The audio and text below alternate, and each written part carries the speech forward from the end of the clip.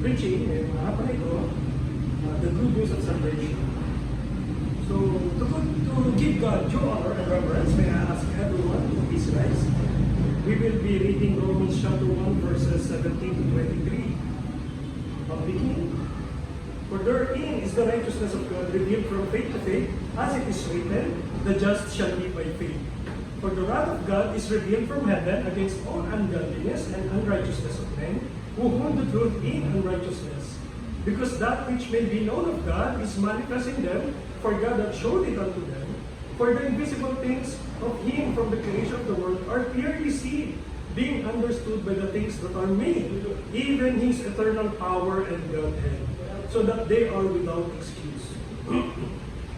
Because that when they knew God, they glorified Him not as God, neither were thankful, but became vain in their imaginations, and their foolish heart was darkened.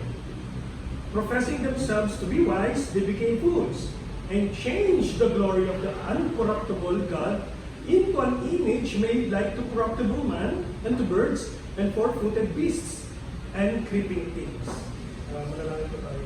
Our great God and Heavenly Father, we praise and thank you, Lord, for giving us this afternoon as we gather in your name to give glory to your name, Lord. Lord, may we open our hearts, Lord, that we may understand fully your message this afternoon. If anyone who is not saved or who doesn't know you as their personal Savior, may you use this preaching of your word that they may fully understand their salvation, Lord. In Christ's name I pray. Please be seated. Okay. So salvation is made by God, which is available and accessible to all. So libre po ito. Ang kaligtasan po ay makikita natin through general revelation. For therein is the righteousness of God revealed from faith to faith. So sabihin nun, pinakita na po through creation. Sabi nga mo sa Psalms 19 verse 1, the heavens declare the glory of God, and the firmament showeth His handiwork. So, pag tumingala po kayo sa langit at nakita ninyo kung gaano kaganda ang kalangitan, doon nyo po ma-appreciate na talagang ang gumawa ni dakilang manlilikha. Merong creator. Ngayon po, pag hindi po tayo naniwala na sa creator at naniwala tayo sa created, sa mga images, doon po natin masasabi na talagang hindi po para sa ating kaligtasan. Yung po ay the nature, which is the general revelation, which is given by God to us, ito po ay available sa lahat. At pag kayo po ay naniwala na walang dakilang manlilika, that is enough to convict you of your sin. So hindi na po ipapadala sa inyo specific revelation. So ito po yung mga bagay that govern a man. So God gave us also conscience, not just general revelation. God gave us conscience in Romans chapter 2, verse 14 and 15. For when the Gentiles which have not the law, do by nature the things contained in the law, this having not the law, or a law unto themselves, which show the work of the law written in their hearts, their conscience also bearing witness, and their thoughts, the meanwhile accusing or else excusing one another. So yun po ay binigay sa atin na yung mga tao, yung mga carnal man, natural man, kahit na sila ay walang law, talaga sila ay naniniwala through their conscience, bearing witness in their thoughts, they are still keeping what is right. So, yan po yung mga binigay sa atin. At ang isa pa pong binigay sa atin ay God gave a specific revelation. 1 Corinthians chapter 15, verses 3 and 4. For I delivered unto you first of all that which I also received, how that Christ died for our sins according to the Scriptures, and that He was buried, and that He rose again the third day according to the Scripture. So, mismo sa Scripture natin makikita ang kaligtasan. Ang kaligtasan ay nasa Panginoong Kristo lamang. Wala na pong iba. Wala na pong ibang tagapagligtas. Dadaanan po natin yan, makikita po natin kung bakit natin nasabi na wala nang tagapagligtas. Sabi po sa 1 Timothy chapter 3 verse 16, and without controversy, great is the mystery of godliness. God was manifest in the flesh, justified in the spirit, seen of angels, preached unto the Gentiles, believed on in the world, received up into glory. Yan po ay encapsulation ng gospel. So yan po yung ginawa ng ating Panginoon sa Kristo. God was manifest in the flesh. So nagkatawang-tao po ang ating Panginoon sa Kristo. Justified in the Spirit. Seen of angels, preached unto the Gentiles. Talagang kinalap po ang good news kumatot hanggang sa mga hintil. Believed on in the world. Received up in glory. Nag-resurrect po siya. He ascended up into heaven. But the problem is, men still reject the gospel because of its simplicity. And this also proves that man has free will and volition. They can reject the gospel. They can reject the tender, loving, compassionate God. So, the question is, are we ready to accept the engrafted word that can save our soul? Are we confident that we will go to heaven when we departed from this life? So, yun po yung mga katanungan. So, nakakasiguro po ba tayo na tayo pag nawala po? Kami po ay, lahat po tayo ay makasalanan. Lahat po tayo ay kailangan ng tagapagligtas. Lahat po tayo papunta sa impyerno. Pero ang ginawa po ng ating Panginoon, pinadala po yung kanyang isang anak, bugtong na anak, para mamatay sa krus ng Kalbaryo para pagbayaran po ang ating mga kasalanan. So ang tayo po ay, ako po, katulad ko po, tumanggap lamang po ako ng tagapagligtas, inamin ko po na ako yung may kasalanan, at tinanggap ko po ang tagapagligtas, kaya po ako pupunta sa langit. Are we that confident? How far are we committed to receive the good news of salvation? Are we confident that we're going to heaven? Makakasiguro po tayo dahil po sinabi ng salita ng Diyos. Tanda po natin, God the Father's compassionate, tender, loving God. And it is His will for all to be saved. As a good Father, He will patiently wait people to accept the sacrifice of His beloved Son. Sabi po sa 2 Peter 3:19, the Lord is not slack concerning His promise, as some men count slackness, but is long-suffering to usward, not willing that they should perish, but that all should come to repentance. So yun po ang design ng Panginoon. Kaya niya pinadala kanyang anak para po iligtas tayo. Para tayo po ay yung mag-come into repentance. Lumapit po sa Kanya. God the Father is benevolent and magnanimous. His compassions never fail. Napakaganda po ng puso ng ating Panginoon sa ating Panginoon Diyos, sa ating mga kasalanan. Siya po ay lagi naghihintay lamang ng ating paglapit sa Kanya. Sabi po sa Lamentations chapter 3 verses 22 to 23, it is of the Lord's mercies that we are not consumed, because His compassions fail not. They are new every morning. Great is thy faithfulness. So that is how our Lord's mercy works. It is renewed every morning. His compassions fail not. It is renewed every morning. Great is His faithfulness for us. Yun po ang kanyang pakikiharap sa atin. Ganun po siya makitungo sa atin. Ano po ang sabi sa Psalms 103 verse 12? As far as the east from the west, so far hath He removed our transgressions from us. So ganun po kalayo yung kanyang pagpapatawad sa atin, yung kanyang mercy.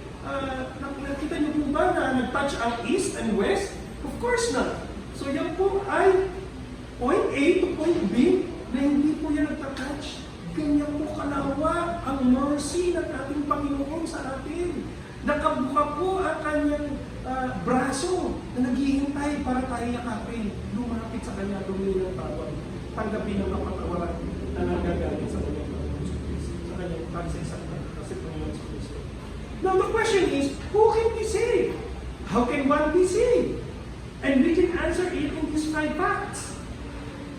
Number 1, no one is worthy. Wala pong karapat-dapat sa kaligtasan na po. We don't deserve salvation. We deserve condemnation. We deserve hell. Dahil sa mga kasalanan ginawa natin. We cannot, baka naman na nagsasabi na we can outweigh our evil deeds by our good deeds. So, i-weigh daw yan, may weighing scale. Pero nasan po yung weighing scale na yan? Nag-exist po ba yan? Sino may hawak? Kaninong standard po yan? Wala pong ganyan. Hindi po nag-exist yan. Yan po ay kasinungalingan ng demonyo. Sabi po sa salita ng Diyos, we don't deserve salvation. Sabi po sa Romans chapter 3 verse 23, for all have sinned and come short of the glory of God. So wala po makakasumpong ng kaligtasan. Kasi nga hindi tayo karapat-dapat lahat. Kahit na ano pang gawin natin, kahit na ikaw na ang pinakamabuting tao sa buong mundo, kahit na ikaw na ang pinakamatalinong tao sa buong mundo, kahit na ikaw na ang pinakamayaman na tao sa buong mundo, at lahat binigay mo, lahat ng tulong sa mga tao, hindi ka pa rin maliligtas. Bakit? Ito po ang sabi sa Isaiah 64:6, but we are all as an unclean thing, and all our righteousness are as filthy rags.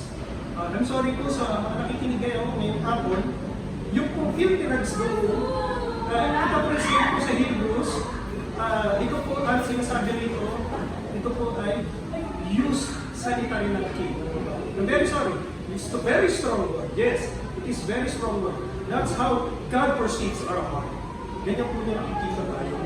So sabi naman sa Jeremiah 17:9, the heart is deceitful above all things and desperately wicked. Who can know it? So ang puso po natin ay deceitful, mapanlinlang sa mahigit pa sa anumang bagay. At ito ay hugot ng sama. Nakakasama po ang ating puso. Sino pwede mo makaalam na ito? Who can know it? Sabi na po. Only and only God may know it. Yung po ang sinasabi niya. So number 2, everyone has free access to the gospel of salvation. So available po ang kaligtasan kahit kanino man. Sa lahat po. Sa lahat po ng tao sa mundo, available po ang kaligtasan. Yun lamang po ang problema. May mga tao na hindi tatanggap, may mga tao na tatanggap. Sabi po sa John 3:16-18 at verse 36, ang sabi po dyan, for God so loved the world that He gave His only begotten Son, that whosoever believeth in Him should not perish, but have everlasting life. For God sent not His Son into the world to condemn the world, but that the world through Him might be saved. So hindi raw po pinadala ng Diyos ang anak para ikundinahin ang mundo. Pero ang mundo ay maligtas ng dahil sa Kanya. Yan po ang ginawa. Yan po ang dahilan kung bakit siya pinadala. He that believeth on Him is not condemned, but he that believeth not is condemned already, because he hath not believed the name of the only begotten Son of God. Yan po ang sinasabi niya. Dalawang tao lang po ang binanggit niya. Yung pong naniniwala at hindi maniniwala. So yan po ang sinasabi niya na ang kaligtasan daw ay instantaneous. He that believeth on Him is not condemned, but he that believeth not is condemned already, because he hath not believed the name of the only begotten Son of God. So sabihin nun, the moment na naniwala po kayo, instantaneous po, ligtas na kayo. Hindi na kayo condemned. Yan po yung sinasabi niya.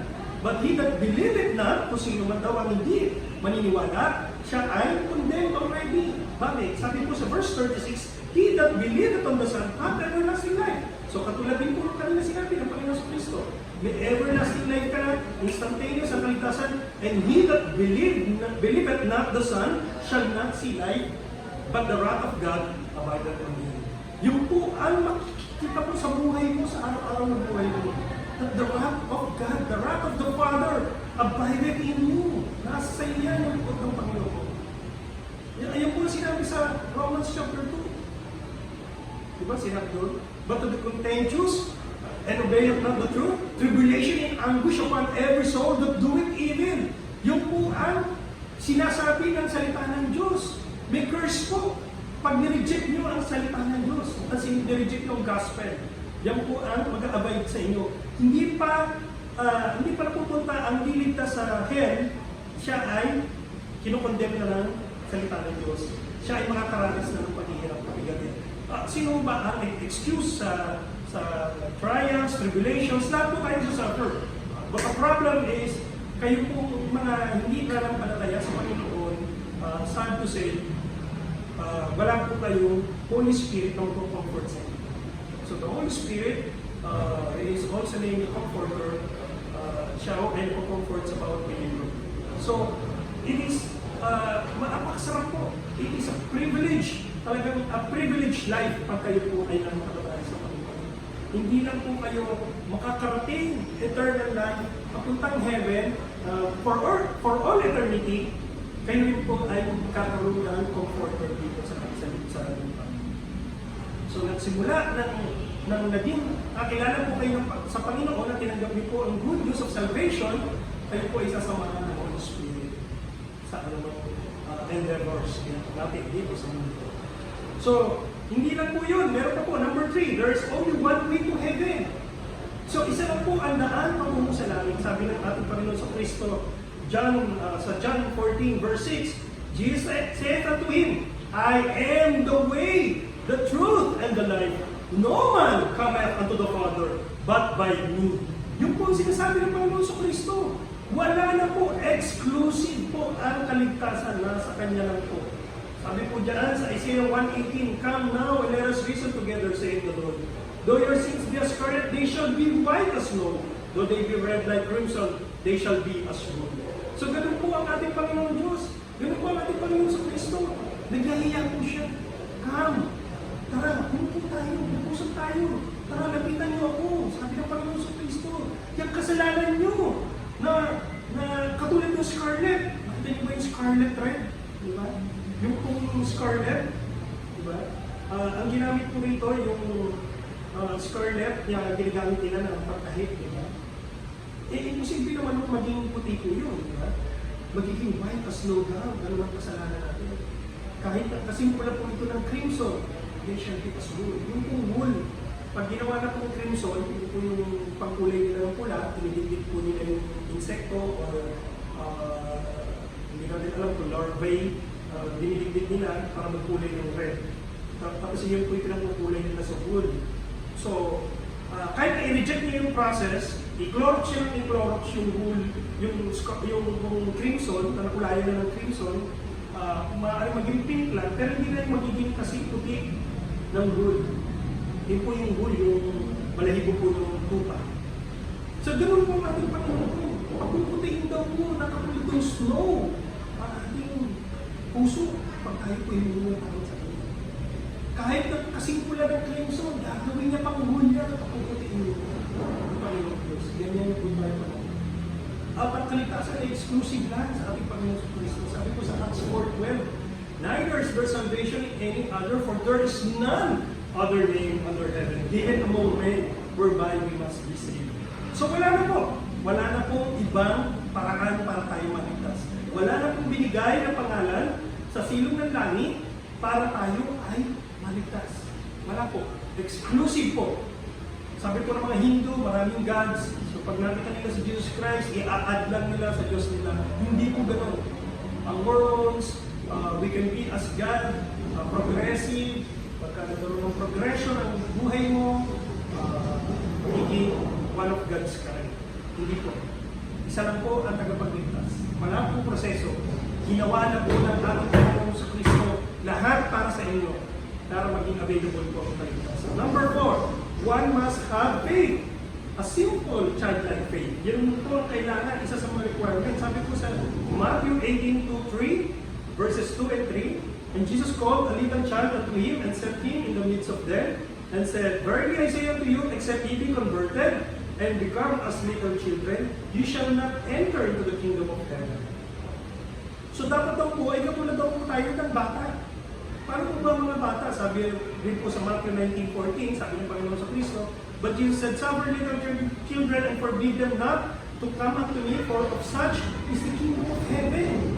So yun po mga bata, naalala ko po sa swimming pool, yung po mga po, maliliit pa po sila, kinder, nursery, so sabihin nila, Dad, malalim ba dyan? Alam na naman nila hanggang dito. So hindi nila abot malalim sa kanila. Nagpas sa kanila. Sabi ko, oo. Pero kung gusto mong sumama sa akin dito, tumalong ka, kumukuhanin ka sa sarili. Dahil sa alam ng anak ko na hindi ko sila lulunurin, tumatalon sila sa akin. Sabi, aalalahin nila sa mga ko sila. Hindi sila malulunod pag nangyayari sa kanila. That is a simple act of faith ng mga bata. Ganun po ang gusto sa ating ng Panginoon. Magtiwala tayo sa ating Panginoong Kristo na kaya niya iligtas ang ating Panginoon. Yung ba ang ating pananampalataya? Meron po ba tayong pananampalatayang gano'n? So yan po ang kailangan natin. So ano po ang kailangan klase ng pananampalataya? Si Abraham po.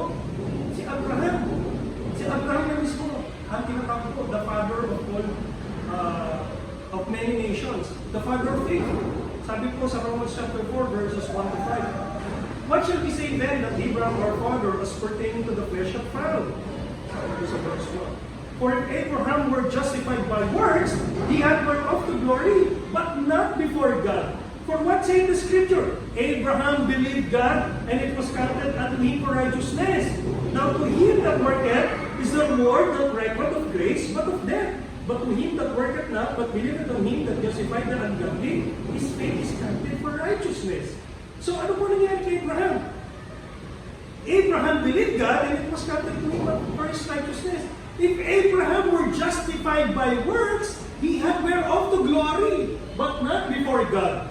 Yung po ang sinasabi dyan. So, ibig sabihin nung naharap tayo lahat, ultimo si Abraham, ultimo si Prophet Elijah, kahit sino pa lahat ng Old Testament saints, naharap po sa Panginoon Diyos, hindi po sila pwede magbayabang. Nasabihin nila, ay, nandito ako kasi mabait ako. Ay, nandito ako kasi magaling ako. Hindi po. Nandun po tayo sa langit, dahil po tayo sa pananampalataya. Wala na pong iba. Wala tayong pwedeng magmalaki. Wala pong pwedeng magmayabang sa langit na nandun siya dahil siya'y magaling at mabait. Wala po. Lahat po tayo ay justified. Sabi po sa verse 5, but believeth on him that justified the ungodly, his faith is counted for righteousness. Yun na po yun, sapat na po na kaligtasan na binigay sa atin. Number 5, we can only be saved by our Lord Jesus Christ. Yun po ang tagapagligtas natin. Ang Panginoon sa Kristo lang po. Tandaan po natin, number 1, no one is worthy. Number 2, everyone has free access to the gospel of salvation. Number 3, there is only one way to heaven. Number 4, one must have faith. And number 5, we can only be saved by our Lord Jesus Christ. Wala na pong ibang makakapagligtas sa atin. Our Lord Jesus Christ as sin substitute. Sabi po sa 2 Corinthians 5:21, for he hath made him to be sin for us, who knew no sin, that we might be made the righteousness of God in him. So, yung po ang sinabi niyong gano'n. Siya po, na walang kasalanan, ay naging kasalanan para sa atin. Para tayo po ay, that we can be made the righteousness of God. Tanda po natin yung sinabi kanina sa Isaiah 64:6, ng righteousness natin. Ngayon, namatay ang walang kasalanan para sa atin. Para tayo, yung kanyang righteousness ay ma-impute sa atin, mailagay sa ating account. Dahil tayo ay wala po, zero. Wala po tayong kakayanan. Wala po tayong kabutihan sa ating puso. Diba? Hindi po yung kanina, binasa natin, Jeremiah 17. The heart is desperately wicked. Above all things, wala na. Wala pong paraan para mapalinis po natin ang ating puso. Pero ang ating Panginoon sa Kristo po ay namatay para sa atin. Para linisin po ang ating puso. Siya po ay naging sin substitute. Bigyan ko po kayo ng isang illustration. Ito po yung totoong nangyari. Noong panahon po ni Abraham Lincoln, may mga nag-conspire para patayin siya. Hindi na po naman ang nangyari. It's a well-known fact na siya po talaga ay na-assassinate. Napatay siya ni John Wilkes Booth. Pero sa likod po noon, si John Wilkes Booth ay nakipag-conspire. Kila Aseron, Ping, apelido ng isa. Tsaka yung isa po ngayon, si John Surratt. Si John Surratt, meron po siyang nanay. Ang pangalan po ay Mary Surratt.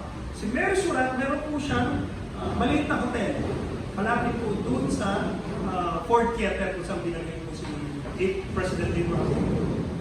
So sila po ay nag-conspire kung kanilang plano na pag-assassinate kay President Abraham Lincoln doon po sa hotel na yun. So alam ni Mary Surratt na pumapasok sila. Kilala sila ni Mary Surratt. Pero hindi po alam ni Mary Surratt yung conspiracy. Pero nung namatay si President Abraham Lincoln, galit na galit yung mga tao. So it is a popular opinion na kailangan talaga ay i-execute na ang judgment against these people. Ngayon, ang sinasabi mo sa history, si Mary Surratt po ay hindi po siya guilty. Wala po siyang kinalaman doon sa conspiracy. Ang anak niya po, pero dinidiman po ng judge advocate kasi hindi naman po siya ilitis sa civilian court, sa military court po sila nilitis lahat. So si Mary Surratt ay pinatunayan guilty.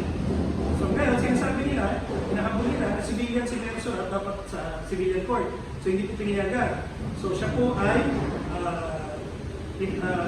na sentensyahan ng guilty. Sabi nga, bakit? Sabi, i-produce yung anak niya si John Surratt.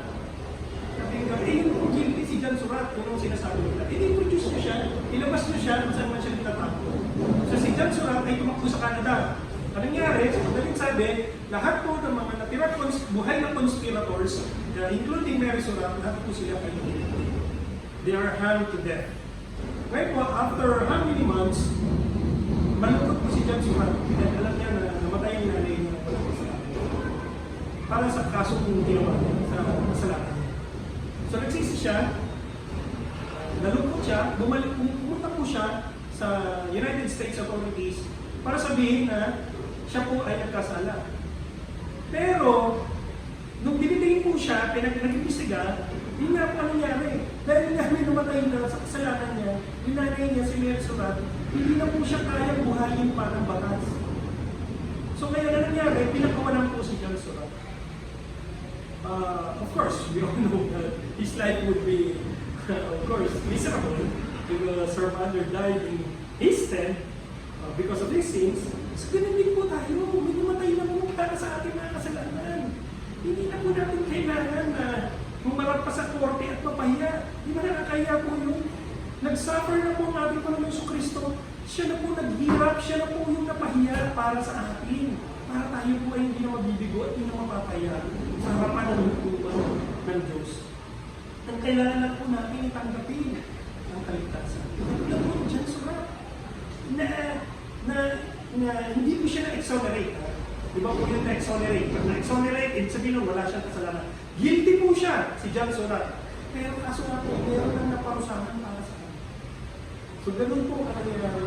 Sa Romans 10:9-11, sabi po diyan, that if thou shalt confess with thy mouth the Lord Jesus and shalt believe in thine heart that God hath raised him from the dead, thou shalt be saved. For with the heart man believeth unto righteousness, and with the mouth confession is made unto salvation. For the scripture saith, whosoever believeth on him shall not be ashamed.